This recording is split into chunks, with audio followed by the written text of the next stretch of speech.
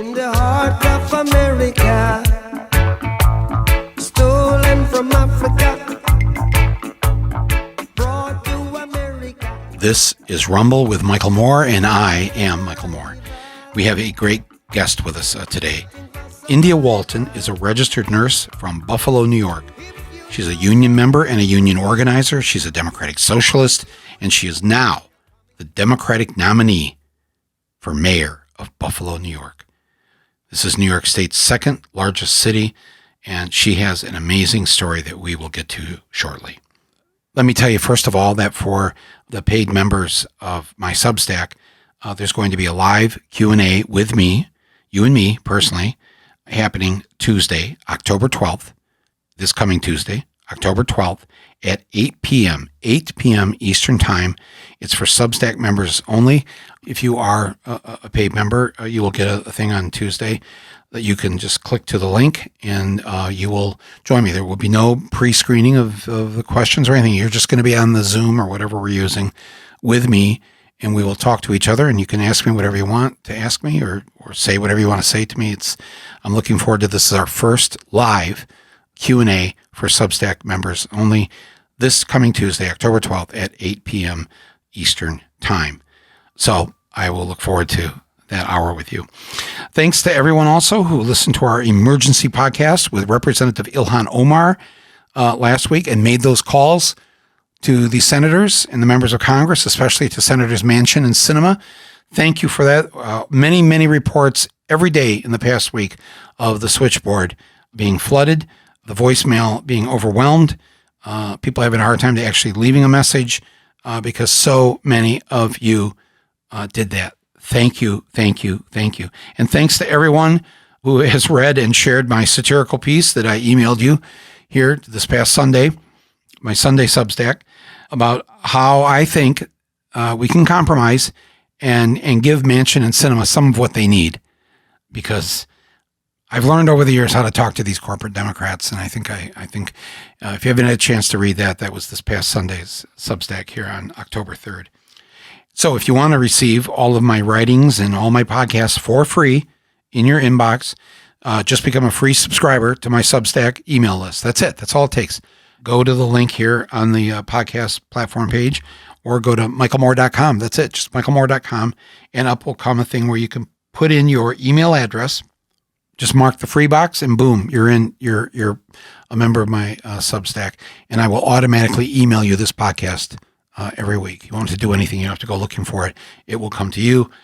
Open your email, click, bing, podcast begins. That's how easy and quick this is using Substack. Before we bring India Walton on, I want to explain the importance of her race. The only way that we will get change that we need in this country, and not just by defeating awful Republicans, but by defeating the three pandemics that we now face: COVID, climate, and coup. The only way we're going to defeat any of that is by removing and replacing as many corporate Democrats as possible and replacing them with working class candidates who are not funded by or tied to the establishment.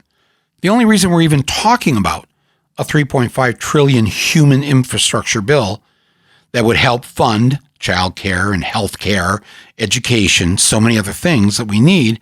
The only reason we're talking about these things is because good people are out there running against the tired, old Democratic Party that is beholden to big money. We are winning race after race. We're winning the war of ideas. We're winning over the people, because the people were already there. And it's about time, my friends, that we have more people holding office who share our values and our ideas. I mean, this is how crazy it is, how much we're winning. We've got Joe Biden and Chuck Schumer and Nancy Pelosi on board pushing our agenda. This $3.5 trillion bill, Bernie wrote it, Biden backs it, and we're winning. That's the good news.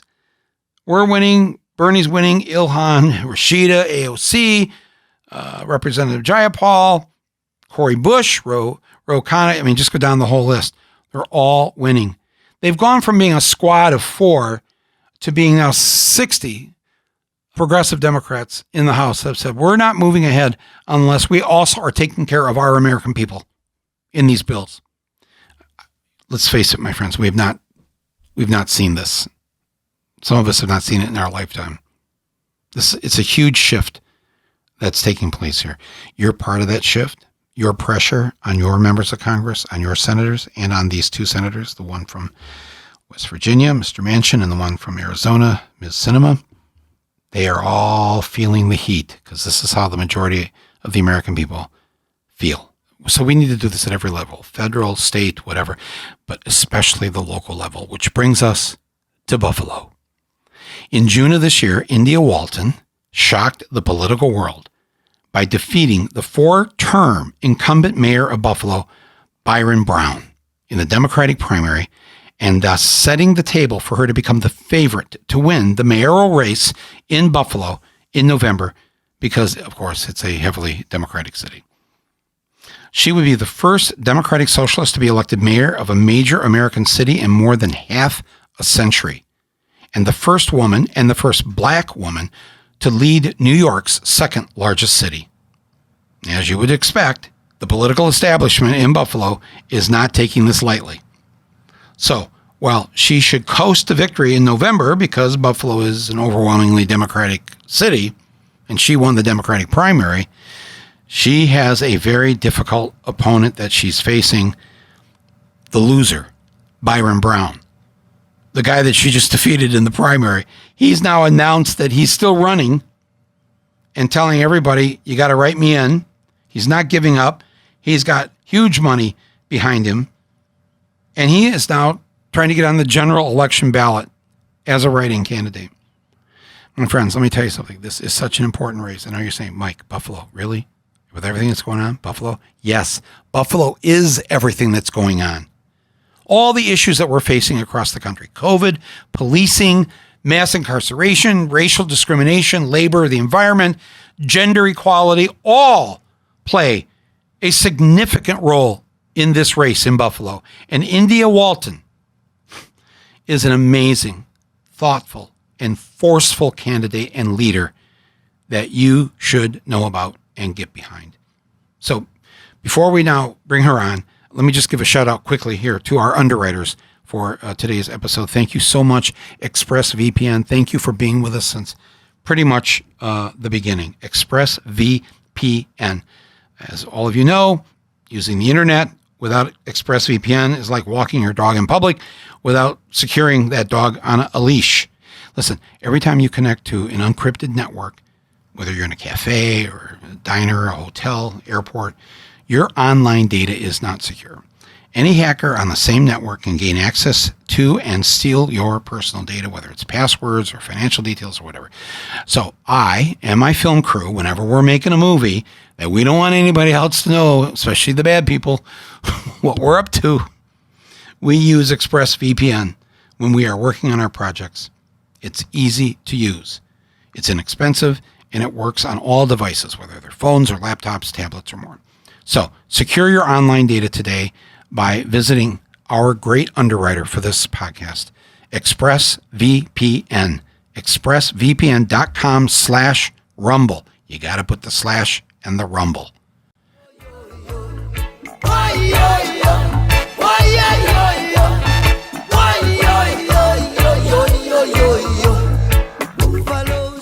Please welcome to Rumble the Democratic primary winner for the mayor's office in Buffalo, New York, India Walton. India, thank you so much for coming on Rumble today. Thank you. Thank you so much for having me. I think this is probably comparable to being interviewed by Rolling Stone. So I'm very happy to be here. Oh my God. I know that feeling. Man, that's high praise. This is not as good as being interviewed by Rolling Stone. And if you make the cover of Rolling Stone, nothing will top that. But thank you for saying that. It's very kind of you. Listen, let's just jump right into it. Tell your story here, because none of this, the way the pundits describe our electoral system, makes any sense, because you are not supposed to be running for office. And in fact, now it looks like you could be the next mayor of Buffalo, New York, having won the Democratic primary. But I know that this has upset a lot of the hardcore old school, traditional Democrats. Did I say the word white in enough ways possible? But man, it's a new day. And India, tell us, where did you come up with the idea of running for mayor? Because I got to believe as you were doing rounds in the hospital, and you know what, I should be the mayor of Buffalo. It was a lot of the experiences that I've had, not only growing up as a poor person in Buffalo, not only seeing the dysfunction of our healthcare system and knowing that we were sending people home who were sick and were not going to get better because poverty and racism and systems that are set up for people to continuously fail. And I think I finally reached my breaking point last summer after the murder of George Floyd. During the midst of a global pandemic, the response that came out of leadership from our city government here in Buffalo was disappointing, would be a compliment, right? The protesters were ignored. We watched a 75-year-old man, a friend of mine named Marty Gugino, be pushed to the ground, bleeding from his head. That was Buffalo. Yeah, that was Buffalo. Right? That was Buffalo. And, at the time I was executive director of an organization that built affordable housing. But during the pandemic, our senior citizens in our neighborhood were calling me because they didn't have food. So I'm like, where's the mayor in this? And at the same time, I had been out in the streets. I had built up enough of a base of support to really think that I could take him on. And I knew in a certain sense that he was going to continue to ignore the cries of the people and not really put forth much effort. So what wound up happening was just that, right? The combination of groundswell around the uprisings last summer and also just his failure to respond to what he thought wasn't a very serious challenge allowed us to come out victorious. Wow. So did he just take you for granted, or, I mean, and just walk me back to because I think we all saw that horrific image of Marty being, he's probably 70 years old, Yeah, he's 75. Oh, 75. Man, right away when the camera tilted down to him on the ground, he was bleeding from his head. And the one cop stops because he's worried. You could see he's worried. And the other cop says, no, forget him. Wow, that was so awful. And yet, as I remember it, the law enforcement or the prosecutor or the mayor or somebody there in Buffalo wanted to prosecute him for causing his own fall. The response was awful. He was blamed for that incident. No officers were held accountable, but I'm happy to report that I saw Marty yesterday. We were both out on the picket line with our comrades and siblings from communications workers who are out on strike right now at one of our local hospitals. So Marty is still up and alive and still standing in solidarity with people who are in the struggle. So walk us back here because, look, a Democrat who's the mayor of a large city like Buffalo, who's been in office for, am I right, 15 years? They don't leave at that point until they say they want to leave, generally, in these elections.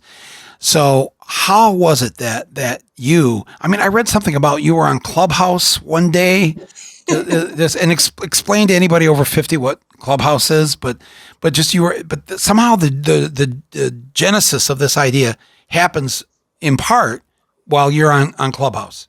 Yeah. So knowing how heavily entrenched politics are in Buffalo, I knew that I wasn't going to be able to get much help or even encouragement or advice about how the process worked as a first-time candidate. And Clubhouse is a social media platform, but it's just audio.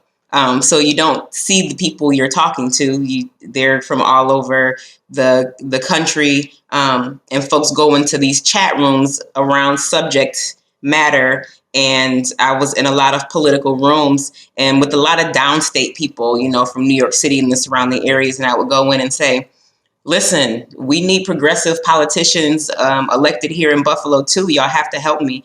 And people, that was how I got my first little handful of small dollar donations. And my first little tranche of support outside of the Buffalo area was from folks on Clubhouse. And through that, I met a lot of New York City DSA folks who got me connected with folks like Tiffany Caban and Jabari Brisport, Farrah Forrest, a lot of those electeds down there who really provided just a lot of moral support and encouragement that helped me believe that I could really run as a regular person. had you decided by then to run, or did the inspiration for that come out of that and other experiences you were having? I had already pretty much decided. I hadn't gone public at that point yet, but just having that type of camaraderie and having that encouragement and seeing people who were teachers and nurses go on to run for office and win outside of the establishment really motivated me and let me know that I could do it. But I was pretty well sold just around July of last year, knowing that the mayor was vulnerable, knowing that Buffalo was being painted in a very bad light nationally, and just knowing that we could do much better if someone was just brave enough to step out. And I figured, why not me? Wow. Except the reason why not you is I'm sure you had friends and family, people who love you, say to you when you first brought up this idea, oh, India, don't do this to yourself, or there's no way. I mean, yes, you're a good person, but there's no way you're going to beat this guy who's entrenched. He's got the whole apparatus behind him. He's got the money. You must have heard that, right? So many times. I actually made a promise to my mother because she's been trying to get me to leave Buffalo for a long time. And I told her that if I did not win the primary, that I would pack up and commit to moving with her to Phoenix City, Alabama, for at least a year. Wow.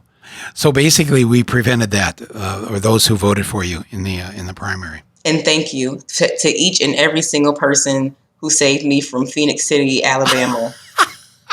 Thank you. God bless you. So night and day, people told you, come on, you're a great person. Yes, you'd make a great mayor, but live in the real world, that's not going to happen. And then it happened. How did you get through all those months leading up to the primary where you're just saying, you can't not hear what people you love and respect are telling you? Yeah. I had too much writing on it. Number one, I didn't want to move to Alabama, but number two, I'd stepped down from my position. I worked for a nonprofit, and it was in my contract that I was prohibited from seeking any elected office while I was employed. So, I had to do it. And I also just have to do it because I've seen the conditions in certain parts of my city deteriorate unnecessarily. So, we knew that we would be out fundraised. We knew that we would be outspent. But the one thing that I knew, because I have such deep ties to working class folks, that we weren't going to be outworked. So from the very beginning, we were on doors. We were on phones, and, I brought in people with skill sets and told them, hey, look, I can't pay you, but this is going to be exciting. There's a good chance that, that we could win, and you want to be involved in this. And people came on board, and we did a really, really good job. How many doors do you think you and your campaign knocked on? Oh, pre-primary, we probably knocked on 20,000 doors. Wow. And since then, we are up to maybe 40,000 doors, 60,000 phone calls, hundreds of thousands of texts, because, we're hitting people up more than one time. So multiple text banks per week, multiple canvases per week. We have other organizations who have these adopt a canvas or adopt a phone bank, so they're not even always coming out of the campaign. So the amount of support that we've gotten has been really incredible, and I am happy to be involved in this. We've become a part of the national conversation around what local politics could and should look like. And the incumbent, he must have been loaded in terms of the campaign money or whatever. So you were up against that. You didn't have those resources, and yet you were able to knock on those doors, make those calls. Was there a debate? Funny you should ask. He refused to debate me in the primary, even though I had made the ballot, even though, my fundraising wasn't what his was, but it was enough that it made me a legitimate contender. But he said that for him to debate me would be a dereliction of his duties as mayor. So he refused in the primary. And once I beat him in the primary and he was no longer on the ballot, he began to demand it. Because I assume when he lost the primary, he must have just gone crazy. It's the last thing he would have expected to happen. By the way, we're talking about the incumbent mayor, Byron Brown. Is that correct? That's his name.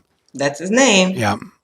So here you are, the day after the election. You have beaten him, a political novice. How do you take it? A political novice with an all-volunteer team of political novices. Yeah. And how many kids? 4. Okay. And you're a single mom. I'm a single mom with 4 children. With 4 kids.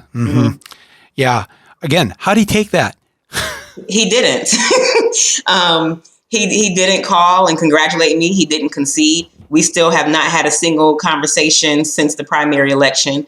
About 3 or 4 days after, he stood with a handful of supporters, most of whom are employees of him, and declared that hundreds of people reached out to him and said that people should write down Byron Brown. So rather than him accepting defeat gracefully and providing a productive transition for the betterment of our community, he doubled down and decided to wage a write-in campaign that right now is being heavily funded and supported by members of the Republican Party and some known white supremacist groups. It's a really weird time in Buffalo right now. Wow. So he is a write-in candidate in the November general election. And yes, I had read somewhere about the kind of support he was getting, and it's significant. He's not just going to go away with 150 votes. He's definitely not. I mean, this is a guy with 16 years of name recognition, really more like 30 years, because he was a state senator before that. He was a city council person before that. He's had a very long career in local politics, but he's also a person who has the potential to raise millions of dollars. And the political analysts locally are saying that this could be one of the most expensive mayoral campaigns in the history of Buffalo. So there's a chance he could defeat you in this general election with write-in votes. If he's got enough millions of dollars behind this and the kind of old school apparatus of the old Democrats, plus all the Republicans who do not want to see you, a Democratic socialist, in the mayor's chair. I mean, just lay out for us here. What are you facing? Yeah, the unfortunate part about it is that this is a serious threat, right? Like, people are saying, well, write-in campaigns are a long shot. And they're a long shot, except when you're set up for success and you've been able to skirt the rules and not follow the rules already. And that's just the system that folks are used to playing with. So for me, it just looks like we can't stop.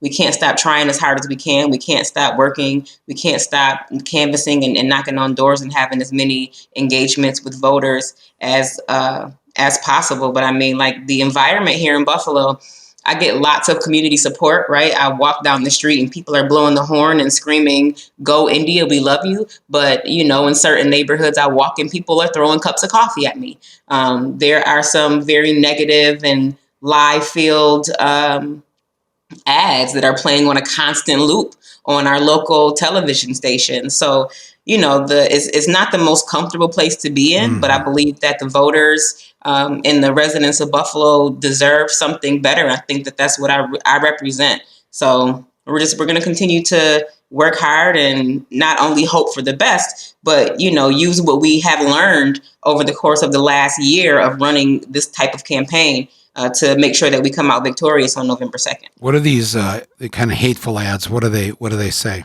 It's saying that I'm going to cut $7.5 million from the police budget. I am too risky. I am going to make the community unsafe. I am going to lay off 100 police officers. There's also fear being stoked that I'm a Democratic socialist, so I'm going to seize people's private property and businesses are going to fail and flee the country. And we just know that none of those things are true. And what is true is that communities do better. Everyone does better when people are less poor overall. And there are some truths about humanity that we've allowed capitalism to take away from us, like access to affordable healthcare, housing, and quality education, that we should be focusing on as a community. Buffalo being the third poorest city of its size in the country, we should be focusing on how we tackle poverty, right? And not how we use police and punishment as a way to make people conform when we're not giving them the resources necessary to keep crime down. Tell us what your platform is. Tell us some of the things that you're campaigning on and that what you hope to do once you are fully in office in November? Sure. So our campaign, our slogan is a safe and healthy Buffalo, but we really focus on poverty reduction and social determinants of health as a way to move our community forward, meaning that we focus on affordable housing, but in a way that's not reliant on rental units, that's really focused on closing the racial wealth and homeownership gap, using municipal resources to be able to extend mortgage financing. Cleveland, Detroit, right? Oldest housing stock in the country. Property values that are for a lot of folks, you can't mortgage them.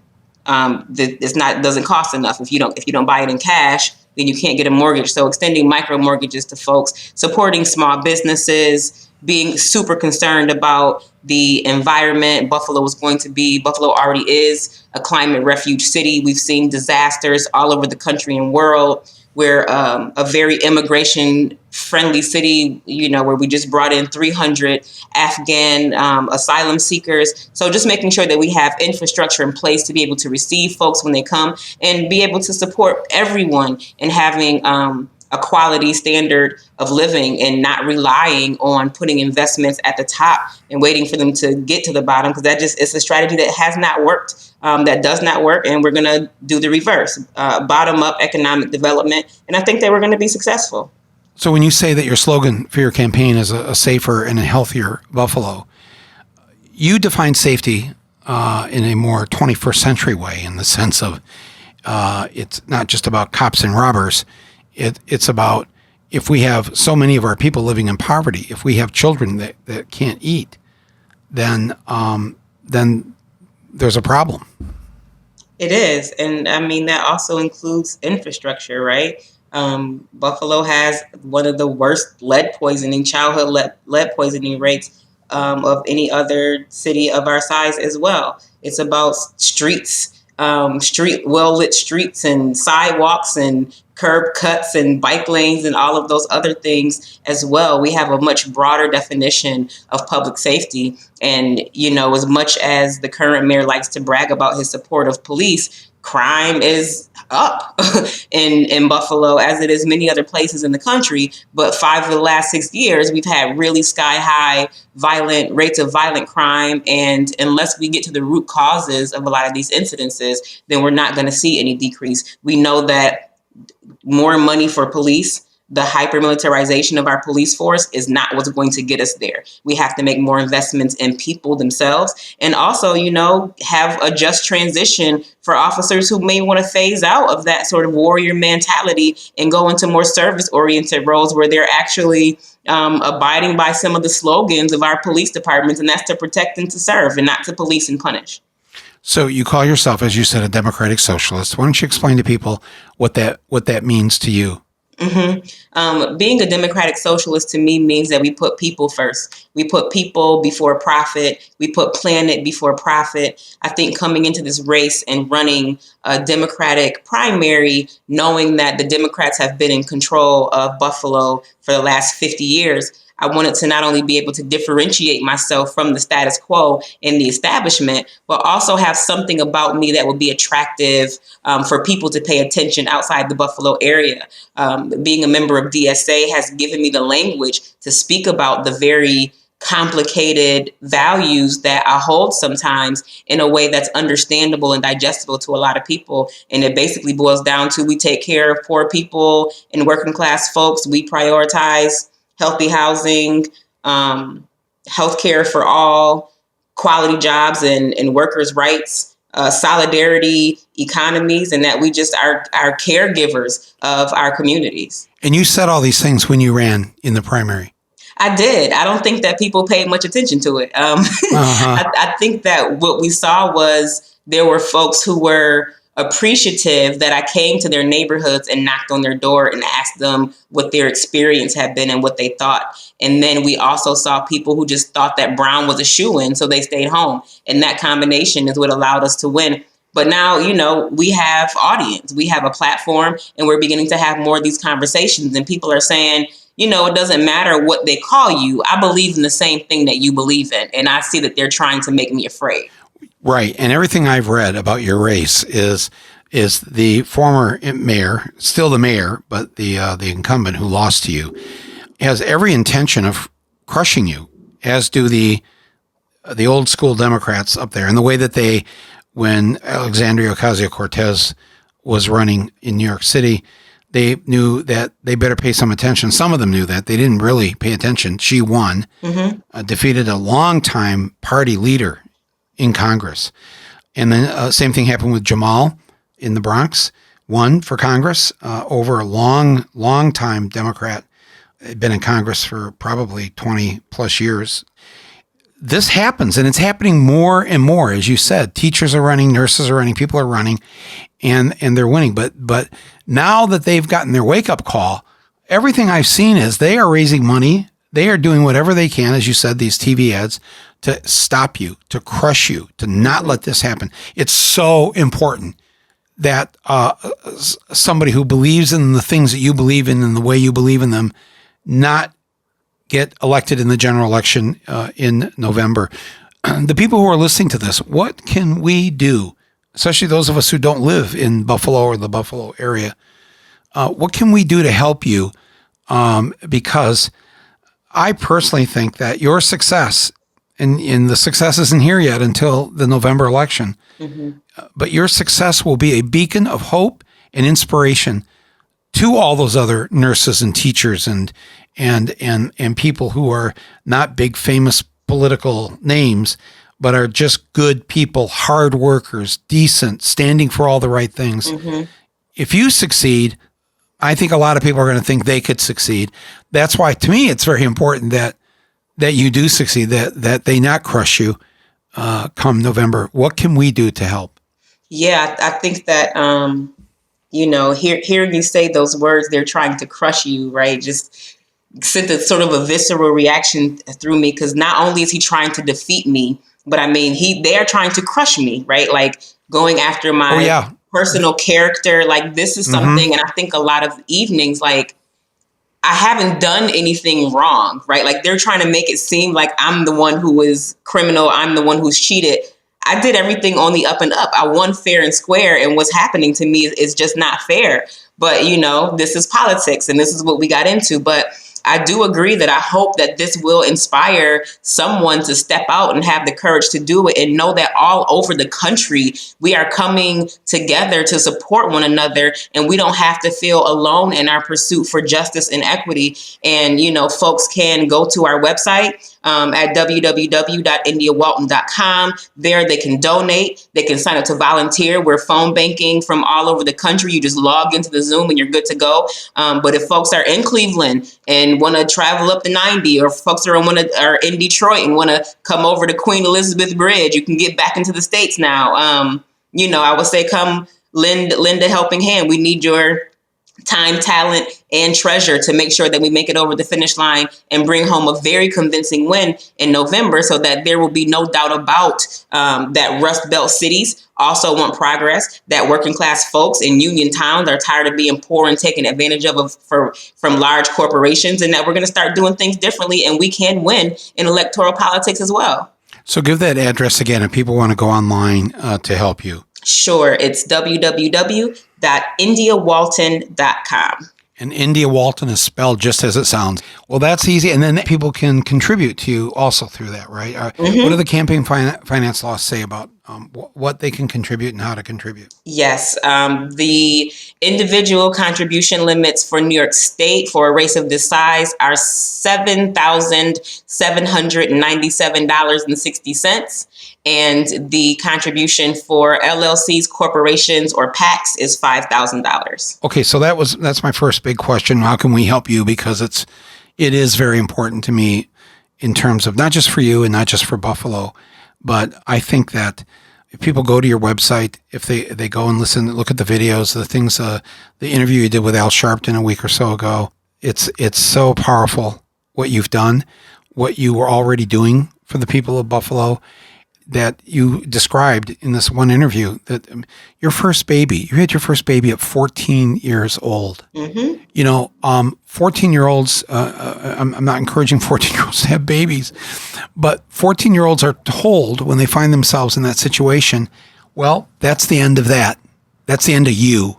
Yep. And just describe to me how you had this baby that you loved and love to this day.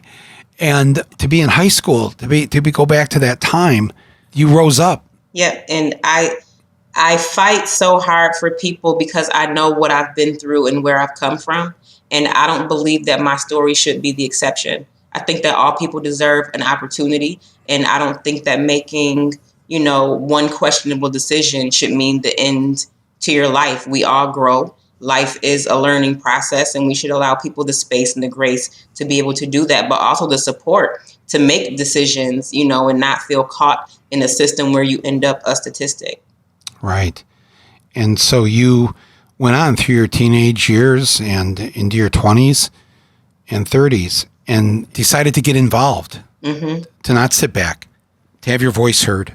It's very powerful. Thank you. So I guess then the second half of the question is, for the people listening, what would you say to somebody who's listening to you right now and they live in Milwaukee, they live in Kansas City, they live in, what's that city that you almost had to move to?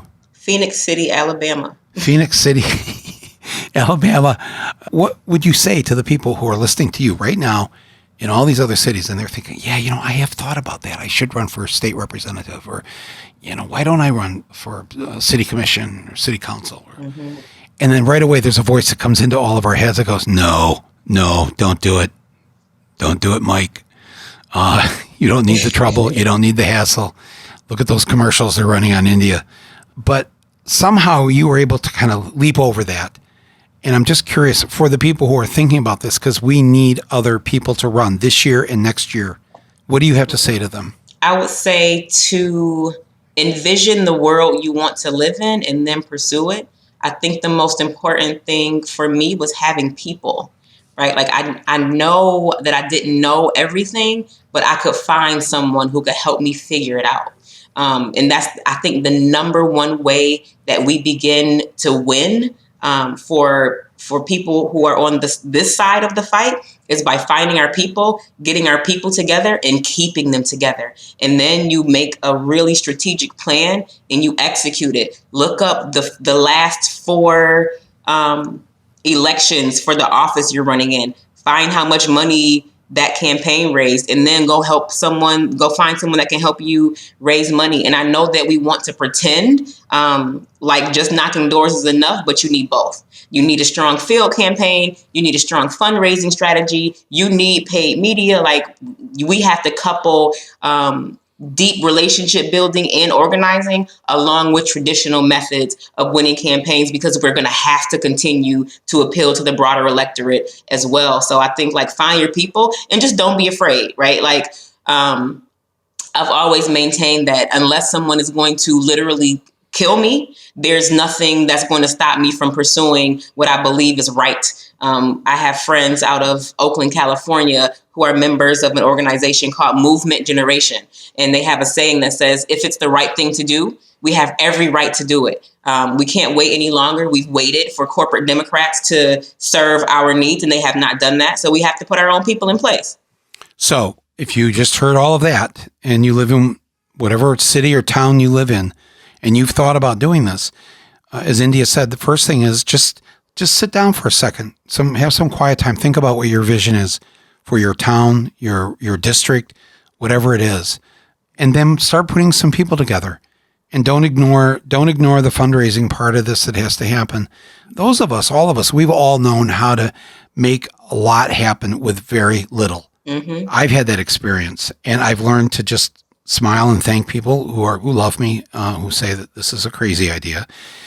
If you don't think it's a crazy idea, it may not be a crazy idea. I think everything you just said in terms of how to organize the field campaign, organize the fundraising, put your vision together, it's the things you believe in it, and you got to trust that the majority of people actually believe more in the way you believe than the way the old 15-year incumbent has been thinking, he's long left the people and has had to do what he's had to do, what he felt like he had to do.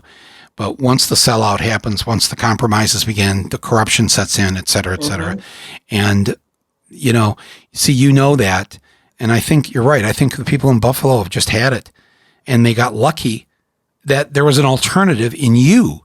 Right. That could speak to the way they want Buffalo to be. I mean, come on. You already live in Buffalo. Why should I don't mean this the wrong way, but I'm just saying, I'm being, from Flint, or if you're from Detroit, we already live that. We get it. Okay. We didn't ask to be born here. We were born here. Okay. We're going to make the best of it. And we're going to make sure everybody here gets to go to a decent school, has food on the table, a roof over their head, a job, a decent job, and a life for our kids. That's right. So are any of your kids helping you in this campaign? The oldest one must be what? Geez, in his 20s by now. He's 24. 24. Oh my goodness. He's 24, and he does help quite a bit. I actually have 3 children who are of voting age. I have a 24-year-old, and I have twins who are 19. But my biggest supporter and the person who works the hardest on the campaign is my youngest, Mason. He'll be 12 on the 15th. So he's waiting patiently for the campaign to come to an end so he can have his mom back. But he's been great. Well, it's all very inspiring, and I hope this has helped a little bit. I hope that those of you who are listening, if you can contribute to this, we don't have many large cities that have someone like India. We're going to be running them with her politics, her values, and her courage to stand up for these things that we know. We talk about this enough on this podcast. The window is closing. We don't have much time, and we can't mess around anymore. So, India, I'm just so grateful to you for doing this. I'm so happy, boy, when I heard the next day that you had won the primary. I just thought, that's the world I want to live in. And it can happen. I know it can happen.